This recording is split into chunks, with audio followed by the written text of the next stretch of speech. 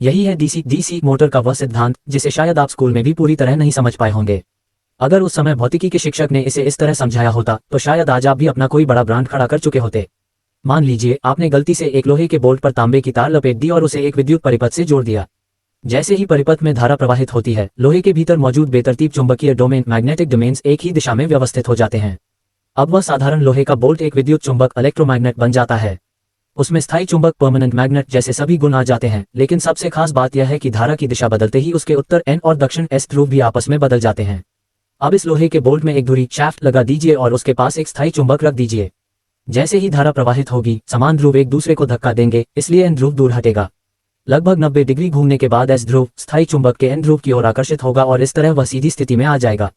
यदि इसी समय धारा की दिशा बदल दी जाए तो बोल्ट फिर से घूम जाएगा। अगर यह प्रक्रिया लगातार दोहराई जाती रहे तो बोल्ट लगातार घूमता रहेगा। अब दूसरी तरफ भी एक स्थायी चुंबक लगा दीजिए, इससे मोटर को और अधिक टॉर्क मिलेगा। अब सबसे बड़ी चुनौती यह है कि धारा की दिशा अपने आप कैसे बदले। आपने दोनों तरफ लगे चुंबकों को अर्धवृत्त सेमीसर्कुलर आकार का बना दिया और लोहे के बोल्ट की जगह तांबे के तार से बनी एक कुंडली कॉइल लगा दी। जब इस कुंडली में धारा प्रवाहित होती है तो ये भी एक विद्युत चुंबक बन जाती है और चुंबकीय बल के कारण घूमने लगती है। लेकिन यदि तारों को सीधे कुंडली से जोड़ने के बजाय कुंडली के दोनों सिरों पर 2 अर्धवृत्ताकार तांबे की प्लेटें लगा दी जाएं और बाहर उनकी सतह पर स्प्रिंग वाले कार्बन ब्रश लगाए जाएं, जो हमेशा तांबे की प्लेटों से सटे रहें, फिर इन्हीं ब्रशों से बिजली दी जाए, तो जैसे ही धारा ब्रशों के माध्यम से कुंडली में प्रवेश करेगी, कुंडली विद्युत चुंबक बन जाएगी और चुंबकीय क्षेत्र उसे घुमाने लगेगा।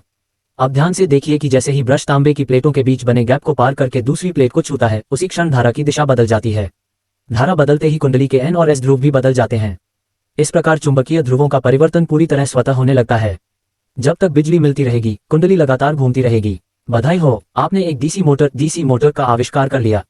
लेकिन अभी कहानी पूरी नहीं हुई। यदि केवल 2 तांबे की प्लेटें हों तो धारा के बदलने का अंतराल बहुत अधिक होगा। इससे कुंडली पर लगने वाला बल लगातार नहीं रहेगा और मोटर चलते समय झटके खाएगी। इस समस्या को दूर करने के लिए तांबे की प्लेटों की संख्या बढ़ा दी जाती है और अधिक कुंडलियां वाइंडिंग्स जोड़ी जाती हैं। इससे मोटर का घूमना बेहद स्मूथ हो जाता है। इसके बाद कुंडलियों को पतली पतली सिलिकॉन स्टील की परतों से बने लोहे के कोर पर लपेटा जाता है, जिससे चुंबकीय क्षेत्र अधिक केंद्रित होता है और मोटर की कार्यक्षमता एफिशिएंसी और बढ़ जाती है। इन तांबे की प्लेटों को कम्यूटेटर कहा जाता है। बाहर स्थिर रहने वाले चुंबक को स्टेटर कहा जाता है और बीच में घूमने वाले हिस्से को रोटर कहा जाता है।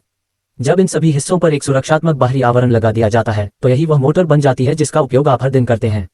इसका इस्तेमाल पंखों, मिक्सर, खिलौनों, इलेक्ट्रिक वाहनों और अनगिनत मशीनों में किया जाता है।